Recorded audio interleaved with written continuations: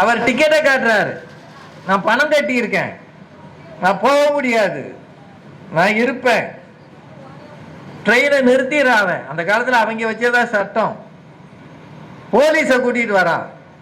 Railway காவல்துறை station manager எல்லாரும் வந்து காந்தியினுடைய பெட்டி, அப்பெல்லாம் ஹோல்டால்னு சொல்லுவாங்க, படுக்கைன்னு ஒன்று முன்னாடியெல்லாம் பார்த்துருப்பீங்க. காதலிக்க நேரம்ல சினிமா பார்த்தீங்களா யாராவது? நான் பழைய படமா சொன்னா, அதில் சென்னைக்கு போறேன்னு சொல்லி பாலையா ஒரு பெட்டியோட வருவார். ஒரு உருண்டையா ஒரு இது இருக்கும், விரிச்சு படுக்கிறது. வந்து சொல்லுவார், தம்பி மைக் விசில் வருது தம்பி. அது அந்த மாதிரி பெட்டி படுக்கைன்னு சொல்லுவாங்க. தூக்கி தெருவில் போடுறாங்க, பிளாட்ஃபாரத்தில் போடுறாங்க, எரியிறாங்க, கையை பிடிச்சி இழுத்து அவரை தள்ளி விட்டு போயிடறாங்க. மிக கடும் குளிர். ஒரு ராத்திரி பூரா அந்த ரயில்வே ஸ்டேஷன் வெயிட்டிங் ரூம்ல உட்கார்ந்துருந்தாராம், குளிரில் நடுங்கி கொண்டு. அன்றைக்கு ஒரு சாதாரண மோகன்தாஸை ஒரு வெள்ளை இனம் ரயிலில் இருந்து இறக்கியது. ஆனால் அதற்கு பிறகு ஏறக்குறைய 54 ஆண்டுகள் கழித்து வெள்ளையரையே இந்திய அரசு கட்டிலில் இருந்து இவர்தான் இறக்கப் போகிறார் என்பதை அவர்கள் தெரியாமலே போனார். ஒரு தோற்றத்தை பார்த்து கேவலமா நினைச்சா என்ன ஆகும்? சாதாரணமா போகும். நான் ஏற்கனவே ஒரு பட்டிமன்றத்தை பத்தி சொல்லி பாதியில விட்டேன். மதுரையில் நடந்தது 92 93ல். இவ்வளோன்னு ஆளா இருப்பேன், நல்ல உயரமான மேடை. இதாவது பரவாயில்ல, இப்போ நம்மளை அவர் வருகிறார் அவர் வருகிறார்லாம் கூப்பிட்றாங்கல்ல, நல்ல உயரமான மேடை. மேடை ஏறுறதுக்கு ஒரு 10 படியாவது இருக்கும். ஏன்னா நீங்கள் மதுரைக்கு வந்தவங்களுக்கு தெரியும் மாசி வீதி எவ்வளவு நீளமானது. அவ்வளவு தூரம் கூட்டம் நிற்கும் அப்பெல்லாம். அப்போ மொபைல் கிடையாது, டிவி கிடையாது. டிவி வந்த பிறகுதான் பொதுக்கூட்டங்களுக்கு ஆள் வர்றது குறைஞ்சது. அவ்வளவு கூட்டம் நிற்குன்னு உயரமாக மேடை போட்டிருக்காங்க. பேச்சாளர்கள் தமிழறிஞர் சாலமன் பாப்பையாளர்ந்து எல்லாரும் மேடை ஏறிட்டாங்க. நான் வேகமாக கடைசி ஆளாக போகிறேன். ஒரு மோட்டா ஆள், அவர் சுமை தூக்குறவர், கையை பிடிச்சி இழுத்தாங்க, வா நீ எனத்துக்கு போறேன்னாரு. சத்தியமா நடந்தது. நான் சொன்னேன், பேச்சாளருங்க என்ன, நீ போயிரு அந்த பக்கம். அவர் வந்து என்னை கண்டுக்கவே இல்லை, போயிரு அந்த பக்கம், ஓரமா நெல் அப்படின்னாரு. ஏன்னா நீங்க அவங்கள உடம்பெல்லாம் அப்படியே ஜிம் பாடின்னு வாங்கல, அதை விட பெருசா இருக்கும். அவ்வளவு பெரிய அரிசி மூட்டை அனாயாசமா தூக்கி போய் அப்படி லாரியில ஏத்துற ஆளு. அவர்கிட்ட போய் நான் சண்டைக்கு போக முடியுமா? மேலே ஏறி சாலமன் பாப்பையா ஐயா மைக்கில் அங்கே பார்க்குறாரு. அங்கேருந்து என்ன இவனை காணோம், அங்கேருந்து கேட்டேன், ஏப்பா ஏன் அங்கே நிற்கிறேன்னு, விட மாட்டேங்கிறாங்கன்னு. அப்போ அவர் மைக்கில் சொன்னாரு, யோ அவன் ஒரு பேச்சாளரியா, அவனை மேலே விடுங்கன்னு. அப்போ அந்த ஆள் என்னை ஒரு பார்வை பார்த்தான் பாருங்க, எல்லாம் பேசி. நான் எப்போதும் நினைப்பேன், ஒரு தோற்றத்தை வச்சு நம்மளை எவ்வளவு மட்ட ரகமா மதிச்சிருக்காங்க. இவங்களுக்கு மத்தியில தான் நம்ம வாழணும். ஒரு காந்தியை மிக சாதாரணமாக நினைத்த ஒரு வெள்ளை இனம் என்ன ஆனது? உலகம் முழுக்க காலனி ஆதிக்கத்திலிருந்து காணாமல் போனது. அதற்கு அடித்தளம் வைத்தவர் அன்றைக்கு ரயிலில் இருந்து இறக்கிவிடப்பட்ட ஒரு சாமானிய மனிதர். உங்களுக்கெல்லாம் உப்பு தெரியுமா? பிபி வந்தவங்களுக்கு நல்லாவே தெரியும். டாக்டர் முதல்ல என்ன சொல்றாரு? உப்பே போடாத, ஊறுகாயை கண்டா ஓடி போயிரு, அப்பளத்தை கனவுலையும் காணாத. காரணம் உனக்கு என்ன இருக்கு? பிபி இருக்கு. அது உப்பிட்டவரை உள்ளளவும் நினைன்னு வாங்கல்ல. பிபி வந்தவங்களுக்கு மட்டும் அது கிடையாது. ஏன்னா உப்பு போட்டா தானே நினைக்கிறதுக்கு. சமையலும் நல்லா இருக்காது இல்ல. ஆனா சாதாரணமாக ஒரு உப்பை வச்சுக்கிட்டு தான் இந்தியாவுக்கு சுதந்திரம் கிடைத்தது 1930. நான் இதெல்லாம் ஏன் வருஷத்தோட சொல்றேன்னா, சில விஷயங்களை மறந்துட்டோம் நாம. 1930னா ஏறக்குறைய 94 வருஷம் முன்னாடி. அப்பெல்லாம் உப்புக்கு 300% வரி இருக்குமா, 300% உப்புக்கு வரி இந்தியாவில் இருந்திருக்கு. ராய் மேக்சிம் அப்படின்னு ஒரு எழுத்தாளர் உப்பு வேலின்னு ஒரு புத்தகம் எழுதியிருக்கிறார். நான் புத்தக கண்காட்சினால சொல்றேன், இங்கேயாவது வாய்ப்பு கிடைச்சா வாங்கி பாருங்க. சிரில் அலெக்ஸ்ங்கிற ஒருத்தர் அதுக்கு தமிழாக்கம் பண்ணியிருக்கிறார். ரொம்ப அருமையான புத்தகம். இந்தியா முழுக்க இப்ப டோல்கேட் இருக்கு பாருங்க, போயிருக்கீங்களா? வண்டிகள்ல நம்ம காசை நமக்கு தெரியாமலே பறிக்கிறதுக்கு ஒரு கோஷ்டி இருக்குன்னா, உலக மகாவ அயோக்கியத்தனம் எதுனா இந்த டோல்கேட் தான். ரோடு சரியில்லை, வாங்குற காசு மட்டும் 100-200ன்னு அள்ளிடுறாங்க. எங்க போகுதுன்னே தெரியல. இது வேற சொல்லவும் முடியாது. எல்லா ஏரியாலையும் பாதி ரோடு போட்டு நிற்கும், போடாமல் நிற்கும். ஆனால் டோல்கேட் மட்டும் காலையிலே திறந்துடுறாங்க. 24 மணி நேரம். அதில் இருக்கிறவங்க பாதி பேருக்கு தமிழே தெரியாது. உங்களுக்கு இதெல்லாம் நினைவுபடுத்துகிறேன். நம்ம ஊரில் சாதாரணமாக வேலை செய்யறதுக்கு இப்போ ஆள் இல்லை. அதனால பெரும்பகுதி மக்கள் ஹோட்டல்ல இருந்து மற்ற கட்டுமான துறையில இருந்து வந்து நிக்கிறதுலாம் யாருன்னு பாருங்க. யாரு? என்னங்க, பீகார், ஜார்க்கண்ட், பெங்கால், ஒரிசா. இன்னும் கொஞ்ச நாள்ல தமிழ் பேசுபவர்கள் இங்க இருப்பாங்களான்ற ஒரு எண்ணமே வந்திருக்கு. காரணம், நம்ம பயலுக சாதாரண வேலைக்கு போறதில்லை. விவசாயம் பண்றது அவமானம்னு பெரும்பகுதி நினைக்கிறான். இளைஞர்களை சொல்றேன், பெரியவங்க பண்றாங்க. ஒரு ஹோட்டல்ல போய் வேலை செய்யறது கேவலம் நினைக்கிறான். எந்நேரமும் பைக்கில் சுத்தணும், யாராவது ஒரு காதல் திருமணம் பண்ணணும், ஜாலியா இருக்கணும், சாயந்தரமானா அங்க போயிடணும். நான் பலர்கிட்ட கேட்டு பார்த்தேன், ஏன்யா இந்த ஊர்ல ஆளே இல்லையா, ஏன் வெளியூர்ல இருந்து எடுக்கிறீங்கன்னா, அவங்க தான் சார் லீவு போடாம வேலை செய்வாங்க. இதெல்லாம் யோசிச்சுக்கங்க. நாம மற்றவர்களை வாங்கணும், அங்கீகரிக்கணும். ஆனா நாமளா இருக்கணும் தானே. இங்க நம்ம ஊர்ல உழைக்க, வியர்க்க உழைக்க மக்கள் அதிகம் விரும்பாத சமூகமாக இருக்கிறது என்பது இந்த தலைமுறையினுடைய மிகப்பெரிய வருத்தம், சாபக்கேடு. 1930 மார்ச் மாதம் 12ஆம் தேதி திடீர்னு சபர்மதியில இருந்த மகாத்மாவுக்கு ஒரு நோக்கம் வந்தது. உப்புக்கு நீ யார் வரி விதிப்பது? அது கடல்ல இருந்து கிடைக்குது, சில மலைகள்ல இருந்து கிடைக்குது.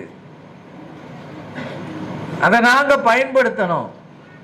அதுக்கு வேலி வச்சிருக்கிய, ஊர் முழுக்க வரி போடுறைய, இதை எதிர்த்து நான் போராட போகிறேன்னு காந்தி தொடங்கினார். சபர்மதி ஆசிரமத்திலிருந்து தண்டி என்கிற இடத்துக்கு, அதுக்கு பேர் தண்டி மார்ச்னு பேரு. அந்த பயணத்துல எத்தனை பேர் அந்த ஊர்வலத்துல தொடங்கி இருப்பாங்கன்னு நினைக்கிறீங்க? யாராவது ஒருத்தர் சொல்லுங்க பாப்போம். எல்லாம் அமைதியா இருக்கீங்க.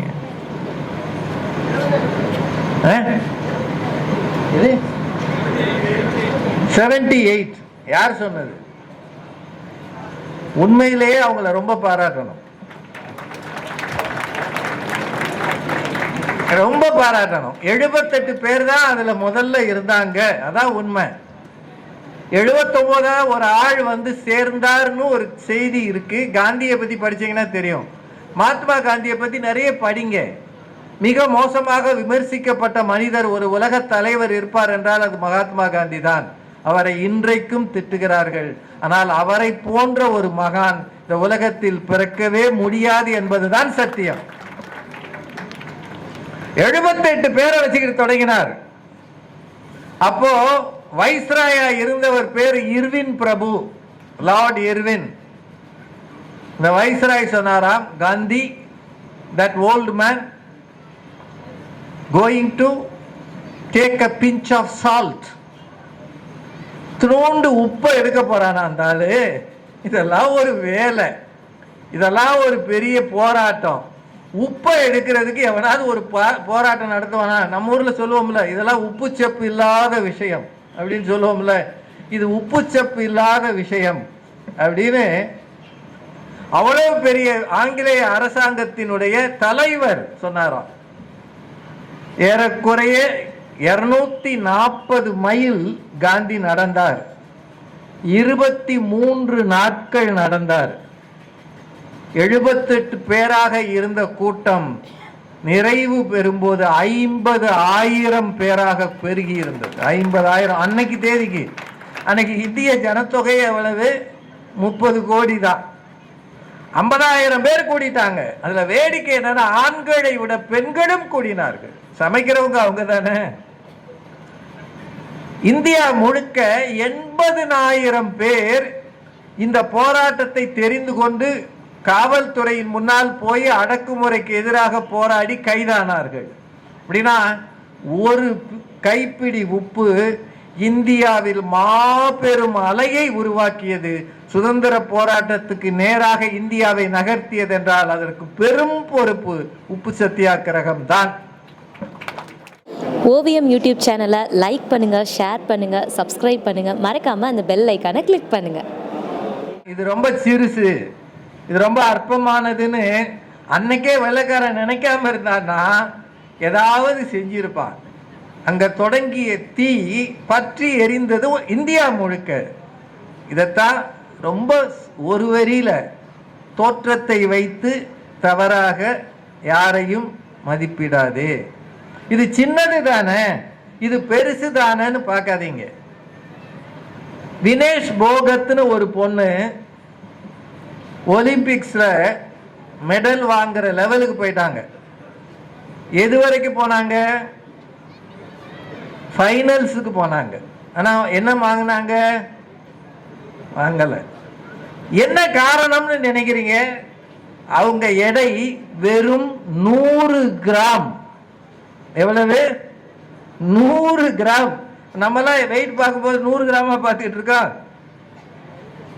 ஏதோ ஒரு இது காய்கறியோ ஒரு கடுகோ வாங்கினா கிராம் கணக்கு பார்ப்போம்.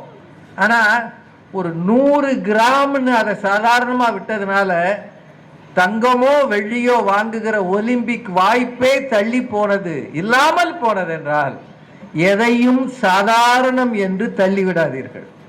உருவு கண்டு எல்லாமை வேண்டும், தோற்றம் கண்டு குறைவாக மதிப்பிடக்கூடாது. அதுல வேடிக்கை உங்களுக்கு தெரியுமா?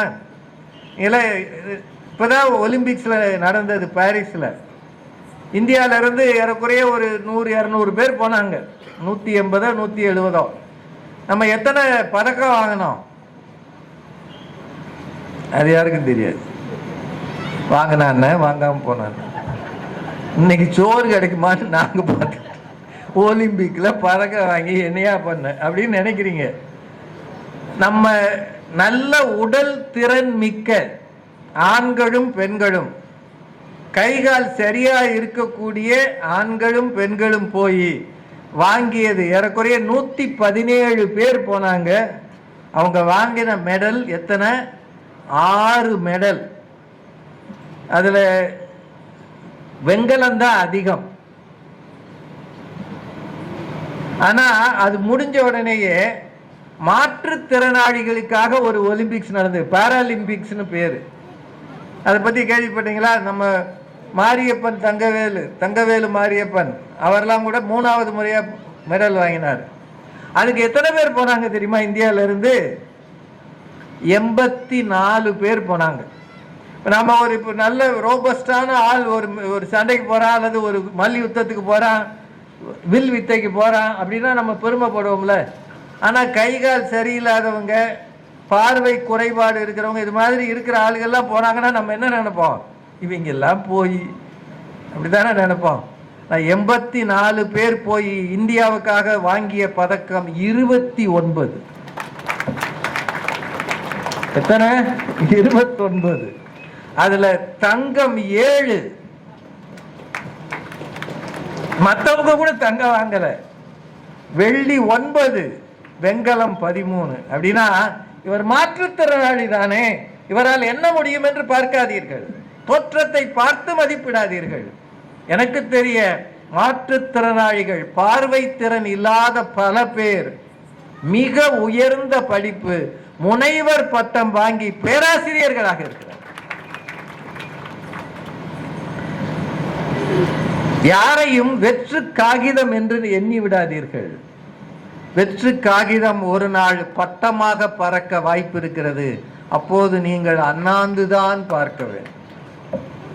எள்ளற்க என்றும் எளியர் என்று அப்படின்னு ஒரு நான்மணிக்கடிகை பாட்டு இருக்கு. நான் பாட்டெல்லாம் நீளமா சொன்னா முடிஞ்சிடும் நேரம்.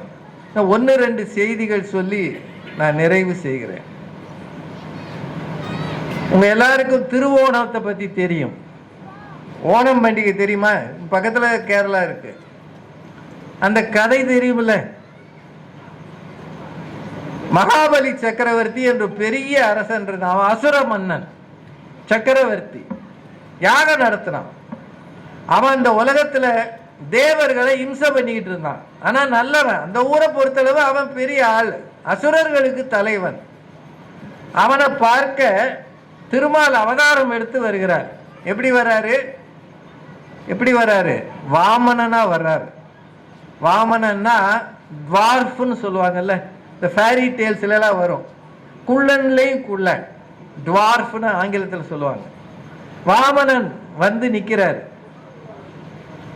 கௌரவம் படத்துல அந்த பாட்டு வரும், நீயும் நானுமா கண்ணா நீயும் நானுமா, காலம் மாறினால் கௌரவம் மாறுமான்னு சிவாஜி கணேசன்.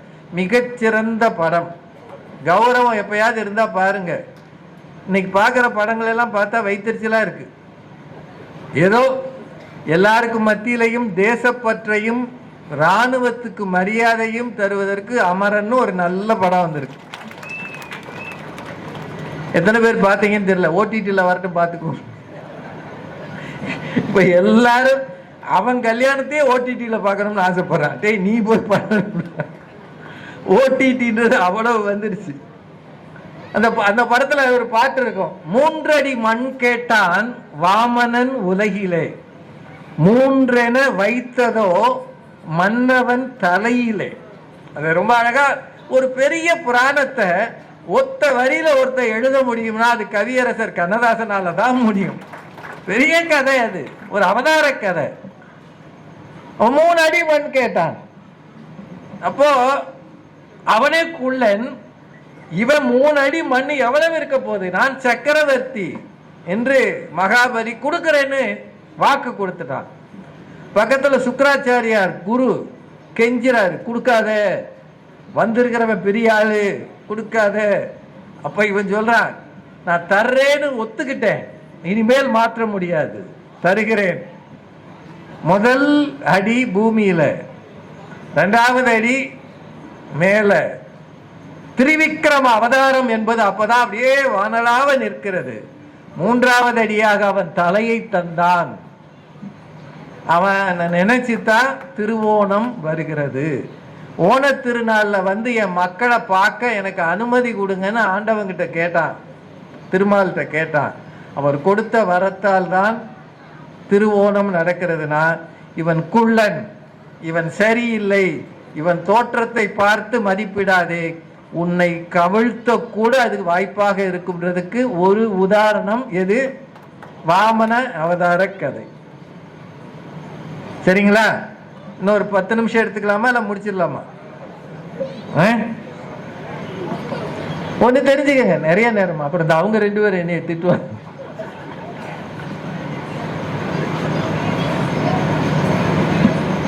ஆங்கிலத்தில் லிட்டில் திங்ஸ்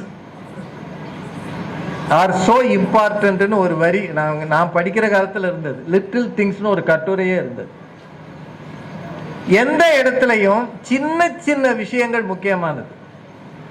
உயர பறக்கிற விமானம் எத்தனை பெரியது, 500 பேர் 600 பேர் ஏத்திட்டு போறாங்க.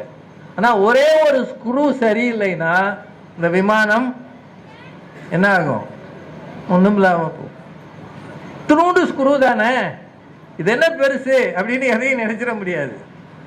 சாதாரணமானவன் தானே, இவெல்லாம் ஒரு ஆளா அப்படின்னு யாரையும் எதிரியாக்கிறாதீங்க. உங்க எல்லார்ட்டையும் பணிவா கேட்கிறேன், வாழ்க்கையில் நாம் சந்திக்கிறது அபூர்வம். ஒவ்வொரு முறை சந்திக்கிற போதும் ஒரு மனிதனை விட்டு விலகி போகும்போது புன்முறுவலோடு விலகி செல்லுங்கள். கோபத்தோடு ஆத்திரத்தோடு சண்டையோடு போகவே போகாதீர்கள்.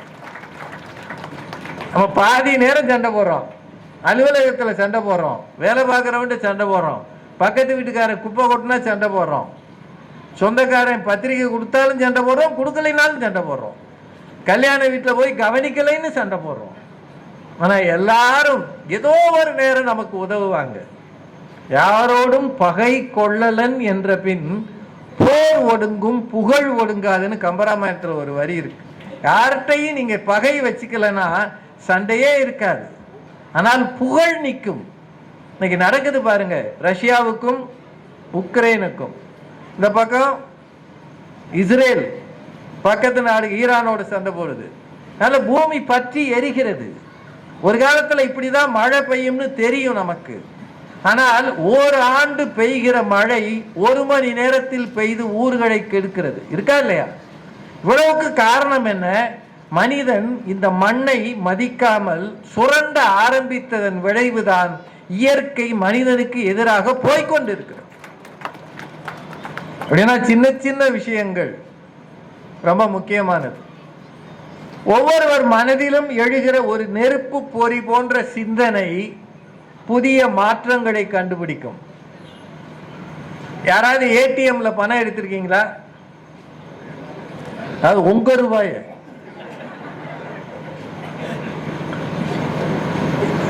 இப்ப ஏடிஎம்ல நிறைய டெவலப்மெண்ட்ஸ் வந்துருச்சு.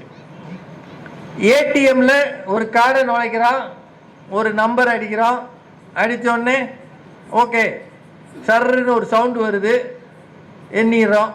சில சமயம் கார்டு வர மாட்டேங்குது. நான் எங்கள் வீட்டுக்கிட்ட ஏடிஎம் வந்தப்போ ரொம்ப முன்னாடி, நான் சொல்கிறது 96, 97, 98 நினைக்கிறேன். அப்போ தான் இந்த ஏடிஎம் கொண்டு வந்தாங்க. எங்கள் ஏரியாக்காரங்க கொஞ்சம் மோட்டா ஆளுங்க மதுரையில். உள்ளே போயிட்டான் ஒரு ஆள். உள்ளே போகிறதுக்கு கதவு திறந்து போயிடலாம், லாக் ஆகிடும். அது ஐயா வணக்கம். வெளியே வரணும்னா அங்க ஒரு பட்டனை அழுத்தணும். வெளியே வரணும்னா ஒரு பட்டனை அழுத்தினா கதவு திறக்கும். ஆனா அந்த ஆளுக்கு அது தெரியாது. அவர் உள்ள இருந்து வெளியே இருக்கிறவனு கை காட்டுறாரு, மாப்பிள்ள கதவு திறக்க மாட்டேங்குதுரா, காசு வந்துருச்சு, கதவு திறக்க மாட்டேங்குது. அங்க ஒரு பட்டன் இருக்கு, அதை பிரஸ் பண்ணோம்னா ஆட்டோமேட்டிக்கா கதவு திறக்கும். அந்த ஆளுக்கு அது தெரியல. கடைசியில மச்சானும் மாப்பிள்ளையும் ஒண்ணு சேர்ந்து கதவை பிச்சுட்டாங்க. பேங்க் பக்கத்துல தான், கரூர் வைசியா பேங்க். அவங்க ஓடியாந்து ஏறக்குறைய 10,000 ரூபாய் தண்டம் போட்டாங்க அவங்களுக்கு. அப்படின்னா ஏடிஎம்ல முரட்டுத்தனமா என்ன செய்ய தெரியும். சில நேரம் அமைஞ்சு போகும், நம்ம கார்டு உள்ள போய் சொருகிக்கிறோம் வராது. அப்புறம் சில சமயம் அக்கௌண்ட் டெபிட் ஆகிடும், காசு வராது. அது இந்த டீச்சர்மார்கள்லாம் சம்பளத்தை எடுக்கிறதுக்கு படுற பாடு. அதில் இப்போ பூரா அத்தனையும் என்ன ஒரு ஒரு அப்லோடு பண்ணணுமாம்ல டேபில். சொல்லி கொடுக்குறத விட அப்லோடு தான் ஜாஸ்தியாக இருக்குன்னு பல டீச்சர் கண்ணீர் வடிக்குது.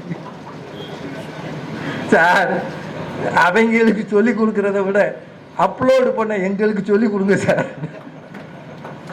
இது மாதிரி நிறைய வேடிக்கை இருக்கு. ஆனால் இந்த ஏடிஎம் எப்படி கண்டுபிடிச்சாங்கன்றதுக்கு ஒரு சின்ன உண்மை கதை இது.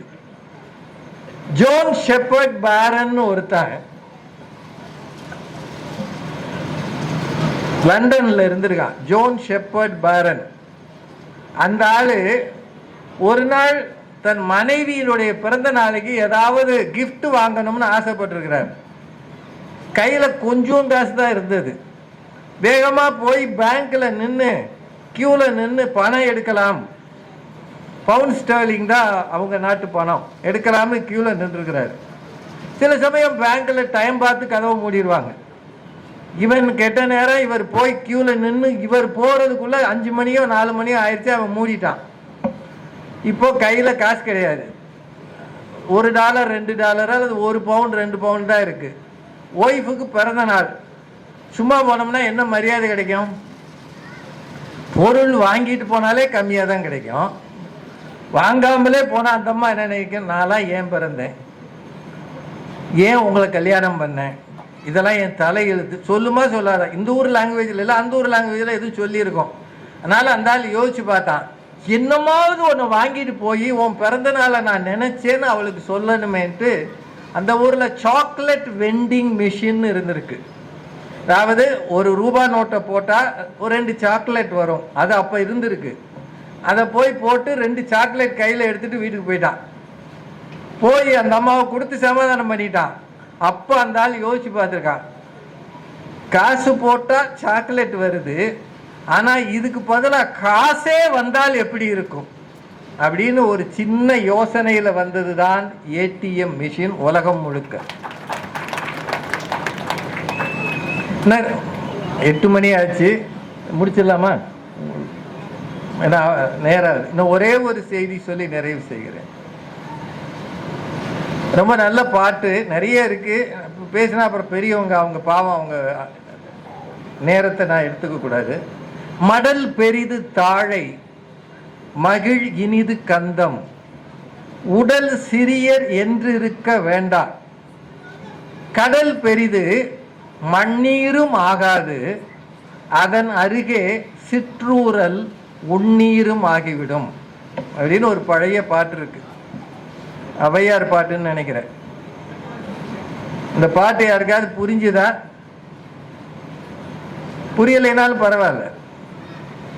தாழை இருக்கே அது மடல், அது ஒரு பூ, தாழம்பூவினுடைய மடல் ரொம்ப பெரியது. ஆனால் அதன் வாசனை எல்லாருக்கும் விருப்பமாக இருக்காது. ஆனால் மகிழம்பூ உருவத்தில் சிறியது, அதன் வாசனை எல்லாருக்கும் உகந்ததாக இருக்கும். கடல் பெரிது, அவ்வளவு பெரிய தண்ணி, அவ்வளவு பெரிய கடல். இந்த பூமியில 2/3 கடல் தான். ஆனா மண்ணீரும் ஆகாது, துவைக்க கொள்ள கூட அந்த தண்ணி உதவாது. அதன் அருகே சிற்றூரல், நோண்டு ஒரு ஊத்து, சின்னதுதான், அதுதான் குடிநீராக ஆகிவிடும். அப்படின்னா தோற்றத்தை கண்டு வியக்கவும் கூடாது, இகழவும் கூடாது.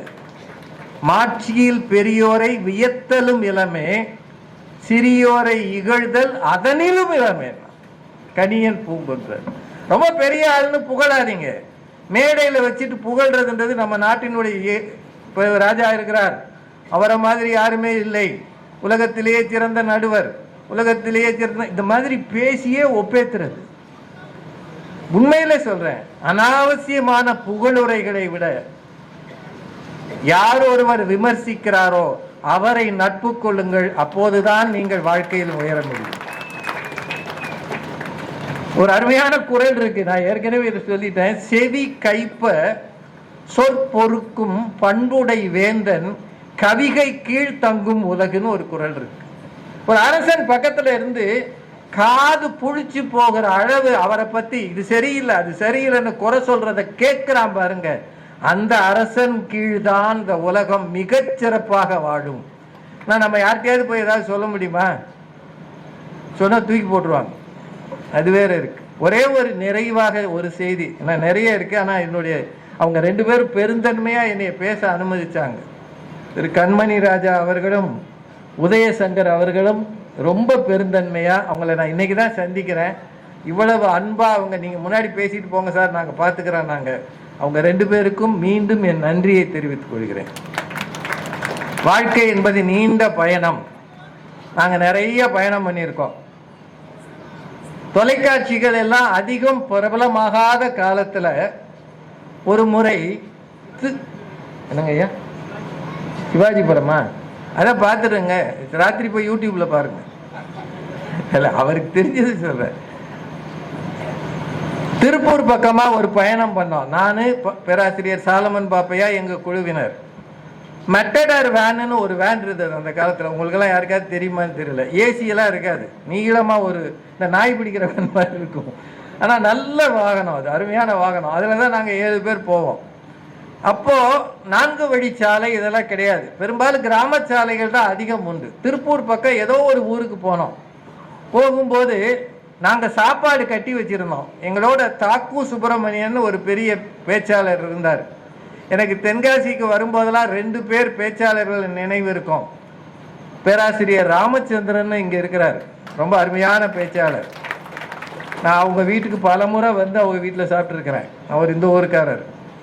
அப்புறம் ராம சவுந்தரவல்லின்னு ஒரு பேச்சாளர் இருக்கிறாங்க, அவங்களும் மிகச்சிறந்த பேச்சாளர். இங்கே இருக்கிற கல்லூரியில் அவங்க பணியாற்றினாங்க. இந்த 2 பேரும் எங்களை இந்த ஊருக்கு நிறைய கூப்பிட்டுருக்குறாங்க. அவங்க ஆதரவில் தென்காசிக்கு நாங்கள் நிறைய வந்திருக்கிறோம். இந்த கதையை மட்டும் சுருக்கமாக சொல்லிடுறேன். அப்போது எங்கள் கையில் புளி சாதம், தயிர் சாதம், அப்புறம் அதுக்கான கூட்டு இதெல்லாம் இருக்குது, பேப்பர் பிளேட் இருக்குது, நல்ல உணவு, வச்சு சாப்பிட ஒரு இடம் வேணும். அப்போது காரில் போய்கிட்டு இருக்கும்போதே ஒரு சின்ன தோட்டம் மாதிரி தெரிஞ்சது. ஒரு பம்பு செட் இருக்குது, ஒரு சின்ன குடிசை வீடு இருக்குது, ஆனால் தரையெல்லாம் நல்லா சுத்தமாக மெழுகின மாதிரி இருக்குது. முன்னாடி கைத்து கட்டில் போட்டு ஒரு கணவனும் மனைவியும் உட்காந்துருந்தாங்க. எனக்கு இன்னும் அந்த காட்சி நினைவில் இருக்குது. அந்த இடத்துல கிட்ட போனோடனே நாங்கள் வண்டியை ரிவர்ஸில் வந்து ஒருத்தர் போய் கேட்டார், ஏம்மா நாங்கள் எல்லோரும் பேராசிரியர்கள், இப்போ அவங்களுக்கு இந்த சாலமன் பாப்பையா அதெல்லாம் தெரியாது, ஏன்னா அப்போ டிவி அதிகம் வராத காலம். இங்கே உட்காந்து சாப்பிடணும், ஒரு இடம் வேணும், ஏன்னா இங்கே தண்ணி ஓடுது, கை கழுவிக்குவோம் அப்படின்னு. ஐயா வாங்கய்யா, இங்கே யாராக இருந்தான்னு ஐயா, இடம் தானேயா கேட்குறீங்க, வாங்கய்யா உட்காருங்கய்யா அப்படின்னு அந்த இடத்துல திண்டில் இங்கே எல்லாரையும் உட்கார வச்சாங்க. நாங்கள் மொத்தம் 3 ஆண்கள் 4 ஆண்கள் 3 பெண்கள் 7 பேர். நல்ல சாப்பாடு, நாங்கள் எல்லாம் சாப்பிட்டோம். அவங்க 2 பேர் தள்ளி தான் உட்காந்துருந்தாங்க. ஒரு மரியாதை கூட சாப்பிடுங்கன்னு நாங்கள் சொல்லலை. நாங்களாம் படித்தவங்க, அப்படித்தானே இருப்போம் இல்லையா? அதனால் ஒன்று கூட சொல்லலை. அவங்க 2 பேரும் அமைதியாக உட்காந்துருந்தாங்க. சாப்பிட்டு முடித்த பிறகு இந்த புளி சாதத்தில் ஒரு சின்ன போர்ஷன், அந்த 1/4 டப்பாவுக்கு கிட்ட, தயிர் சாதத்தில் கொஞ்சம் மீந்து இருந்தது. சுண்டல் வச்சுருந்தோம், நம்ம கொண்டக்கடலை சுண்டல், அது கொஞ்சம் மீந்து இருந்தது. இப்போது எங்களில் இருக்கிற பேச்சாளர்களில் ஒரு பெண் பேச்சாளர் சொன்னாங்க, இது இனிமேல் நம்ம சாப்பிட போகிறதில்ல, இவங்களுக்கு கொடுத்துடலாமா அப்படின்னு. ஒருத்தருக்கு கொடுக்கணும்னா என்ன செஞ்சுருக்கணும்? நாங்கள் படித்தவங்க அப்படி தானே இருப்போம் இல்லையா? அதனால் கொடுக்கலாமான்னு. அதில் இன்னொருத்தவங்க சொன்னாங்க, கொடுத்தா வாங்குறாங்களோ என்னமோ, தப்பாக பேசிட்டாங்கன்னா நீங்கள் சாப்பிட்டுட்டு ஏன் கொடுக்குறீங்கட்டாங்கன்னா என்ன. ஆனாலும் பயந்து கிட்ட போய் கேட்டோம், இந்த சாப்பாடு இருக்குது வாங்கிக்கிறீங்களான்னு. அந்த அம்மா அதனால் என்னங்கய்யா, எதுவும் வீணாக போகக்கூடாது, நாங்கள் விவசாயம் பண்ணுறவங்க, ஒன்று கூட வீணாக போகக்கூடாது அப்படின்னு போய் ஒரு சின்ன தட்டை எடுத்துகிட்டு வந்து இந்த தயிர் சாதத்தையும் இதை எல்லாத்தையும் அதில் வாங்கிக்கிட்டு உள்ளே போனாங்க. நாங்கள் ரொம்ப நிறைய, அப்பாடா பெரிய தர்மம் பண்ணிட்டோம், இதை விட தர்மம் உலகத்தில் கிடையவே கிடையாதுன்னு வண்டிக்கு போகலான்னு பார்த்தோம். அந்த அம்மா, ஐயா எல்லாரும் ஒரு நிமிஷம் நில்லுங்க ஐயா. நாங்கள் என்னடா இந்த அம்மா ஏதோ கேட்க போதாக்கும்னு நினச்சோம். உள்ளே போய் ஒரு வெண்ணெய் சட்டின்னு சொல்லுவாங்கல்ல, சட்டி நிறைய மோர் கொண்டாந்து வச்சாங்க. தளன்னு இதை வச்சுட்டு சொன்னாங்க, புளிச்சாதம் சாப்பிட்ருப்பீங்க, நெஞ்சு கறிக்கும், இது பசுமோர், மனசார குடிங்க, குடிச்சிட்டு போங்க ஐயா அப்படின்னாங்க. நாங்கள் மீந்ததை கொடுத்தோம், அவர்கள் முழுமையை தந்தார். நாங்களாம் படித்தவங்க, ஆனால் அவங்க படிக்காத விவசாயிகள். பார்க்கிற தோற்றத்தில் ஒரு சட்டை போடாத ஒரு மனிதர், ஒரு கிழிந்த ஒரு சேலையோட ஒரு பெண், தோற்றத்தை பார்த்தால் உருவு கண்டு சாதாரணம்னு நினைக்கணும். நாங்கெல்லாம் ஜிலுஜிலுன்ற ட்ரெஸ்ஸு. நாங்கள் இருந்த உயரத்தை விட 1000 மடங்கு உயரத்தில் அவர்கள் நின்றார்கள் என்றால், உருவு கண்டு எல்லாமை வேண்டும், உருள் பெருந்தேர்க்கு அச்சாணி அன்னார் உலகு என்று, அச்சாணி அன்னார் உடைத்து என்று திருவள்ளுவர் சொன்னது நினைவில் கொள்க. யாரையும் இவன் எந்த வேலை பார்க்குறான் அந்த வேலை பார்க்குறான்னு அற்பமாக நினைக்காதீங்க. எல்லாரும் மனிதர்களே. மனிதம் மட்டும்தான் உலகில் ஜெயிக்கும், மனிதம்தான் முக்கியம் என்று சொல்லி நல்ல வாய்ப்புக்கு நன்றி கூறி வணங்கி விடைபெறுகிறேன். நன்றி. ஆரியம் சேனலை லைக் பண்ணுங்கள், ஷேர் பண்ணுங்கள், கமெண்ட் பண்ணுங்கள், மறக்காமல் சப்ஸ்கிரைப் பண்ணுங்கள். அப்படியே அந்த பெல் ஐக்கானையும் கிளிக் பண்ணுங்கள். தேங்க்யூ ஃபார் வாட்சிங்.